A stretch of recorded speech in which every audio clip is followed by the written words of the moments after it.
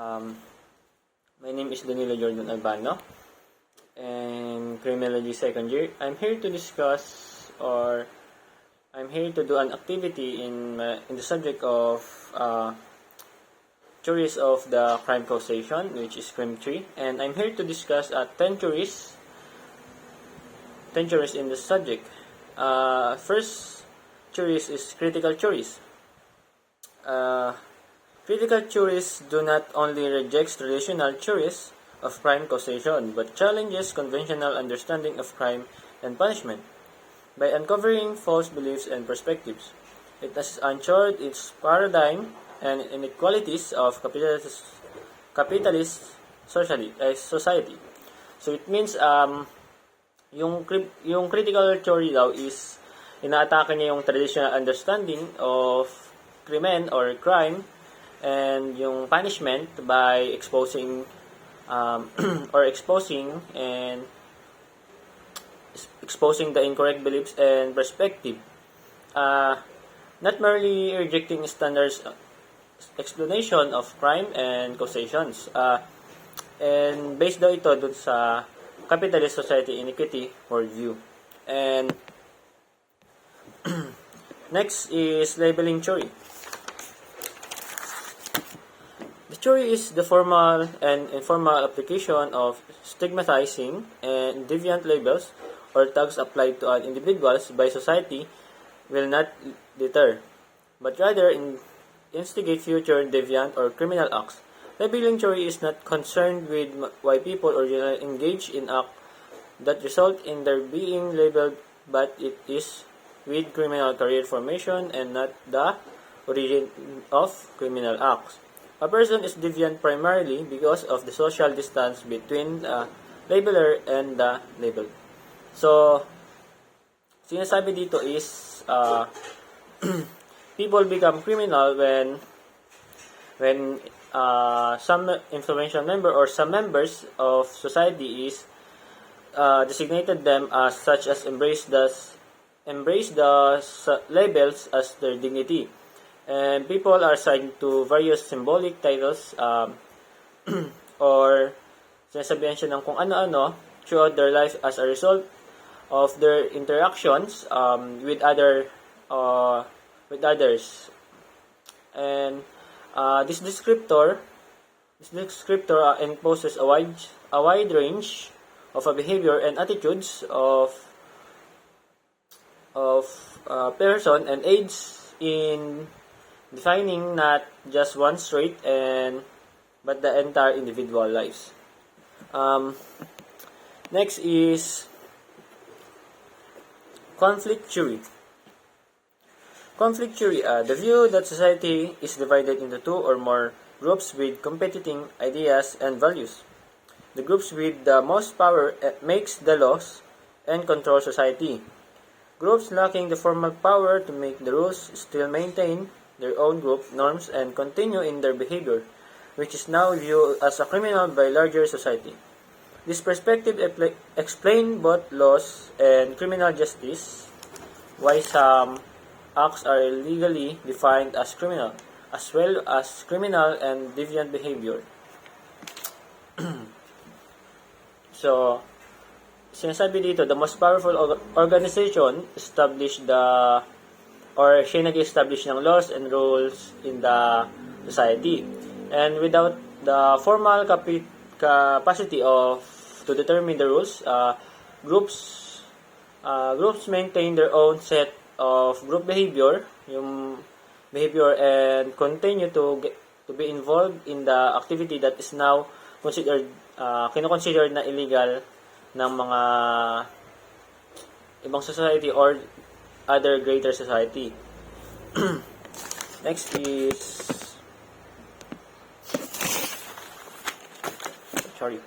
Marxist theory. Marxist theory argues that those who own that means of productions have the greatest power. This group, the capitalist class, uses its power for its own advantage. Capitalists work for passage as law of laws and criminalize severely sanction the street crimes and lower class person, but ignore or mildly sanction the harmful action of business and industry. So this group, the capitalist class, possess the power, or may possess sila ng power that to benefit themselves or itself. And says here, the capitalists focus on the developing laws and nagfo-focus siya in developing laws and criminalize and sanction of the actions of yung mga lower class people, and on the street, while ignore or mildly sanction the detrimental action of business and industry. Next is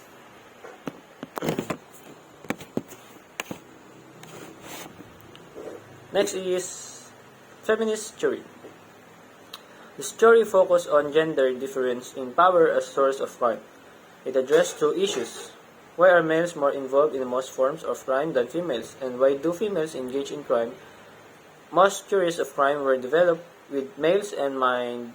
Feminists argue that the cause of female crime differs somewhat from the cause of male crime.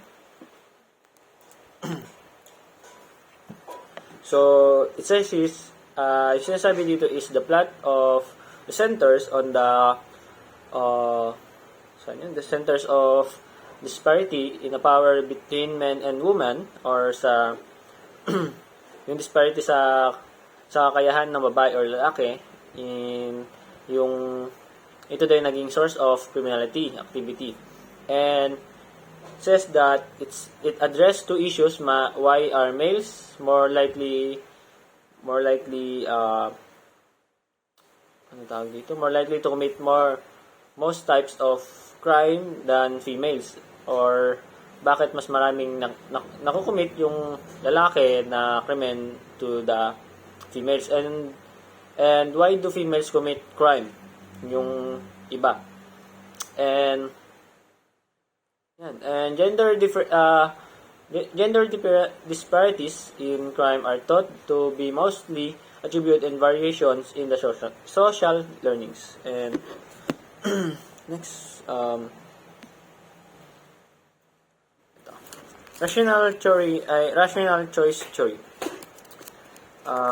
This theory, under the rational choice theory, posits that a criminal rational choose the crime to commit and the target of crime. Criminals evaluate available information to decide whether a crime is attractive and worthwhile. Criminal behavior is centered on the situational aspect because society can achieve a high degree of crime prevention by focusing on the situational aspect that influence particular types of criminal behavior. So, this concept is determined by the perceived choice theory, which states that a criminal picks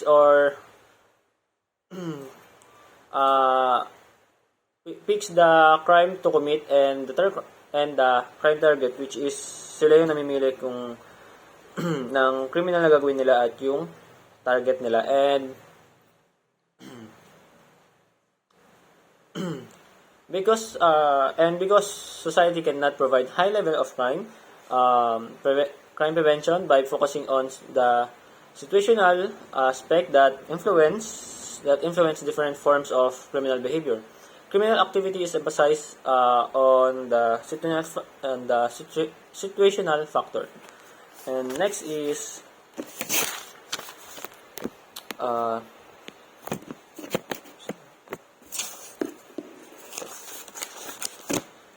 self-control theory. This theory constitutes the assertion of the classical school initial attention that individuals seek personal pleasure while avoiding pain, which simply means that people are motivated by self-interest. Low self-control was general antecedent cause of forceful fraudulent acts undertaken pursuit of self-interest. In the word of self-control, it means the theory of controlling on yourself. Self-control is a criminology theory that focuses on the family and what parents do, o yung mga ginagawa ng mga parents or family, yung mga ginagawa nila or hindi nila ginagawa um, during childhood to influence delinquency risks. So it means na if you have a high self control on yourself, you can, or alam mong mali yung gagawin mo, hindi mo na siya gagawin. And if you have low self control, ito yung mga tao nakagawa ng mga krimen because of they can't control themselves. Next is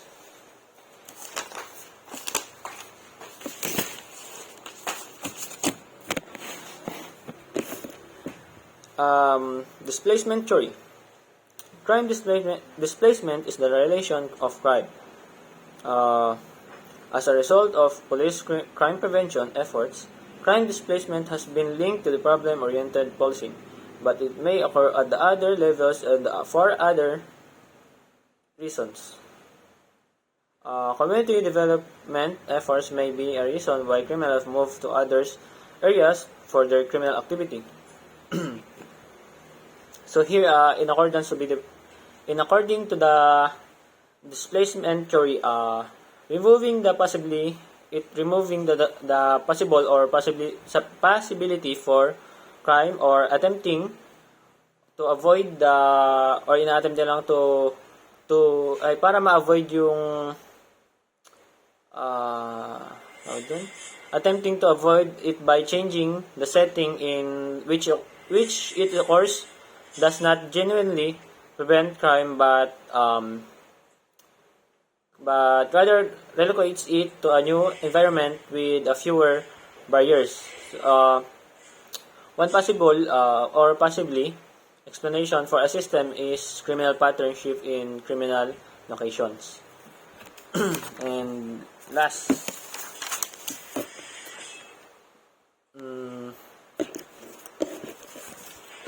is biosocial theories of crime causation, which is biosocial theories. Biosocial theories is the idea that biological and environmental factors are related to the criminal behavior is central to biosocial criminology. Biosocial criminology is the best understood as a general paradigm of research that analyzes all factors related to the etiology of antisocial behavior, meaning that genetic influence, biological influence such as hormone levels, and neurological factors are considered in the combination with environmental influence like socialization, exposure to the poverty, and external source of control. So, here in the biosocial theories is the relevance of psychological circumstance, genetic code, and sabi dito is neurological and social environment on behavior is emphasized in the novel. And sabi dito is it is conformity to the social norms, or criminality will arise from the combined impacts of human biological features. As a social environment, biosocial criminology is defined as a research paradigm that examines all factors related in etiology of antisocial behavior, including the genetic and biological influence, such as hormone. Sabi dito is such as hormones levels and neurological factor as well, and as well as the environment influence such as socialized poverty and an external source of control. And